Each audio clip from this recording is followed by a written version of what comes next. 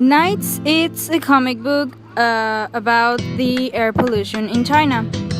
It describes how air pollution prevents the stars from showing in the sky of China. This is a real problematic, and it's a strong, and it's happening nowadays. That's why it is important. The story is about Sen. He's a little guy, he's an idealist who pursues the dream of watching stars in the sky of China again. In the meantime, he carries on a mission for hope. He flies kites with little lights attached to the strings to resemble stars.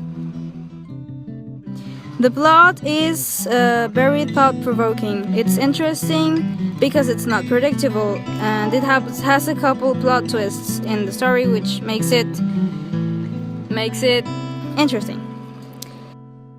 The characters, they are complete, they are well described, and they are psychologically real. These were inspired in actual people that the author met, so that's what makes them quite interesting, and they all have their own characteristics as real people do.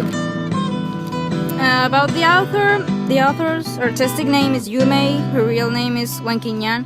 She's from China, so she's like really close to the things that are happening in her comic book. She has lived these things. She is more of a dreamer, an idealist, and kind of a politic. She likes this ambientalist stuff and helping the ecology and stuff. Now, since it's a comic, I'll have to describe the style of drawing, and it's not the type of paper because it's from internet, so there's no paper. The art style it's quite beautiful. It's actually complicated because it's done in a lot of steps, and the drawings are kind of an Asian style, but they are beautifully drawn. And they all have their different characteristics. Also, the environment is important. The author uses a lot of lights and contrast to describe the ambient and the mood, the general mood. And the colors she uses, they also make things more beautiful. The flow of the charts, since it's a comic, it's pretty easy to understand. You just have to read from... Stop.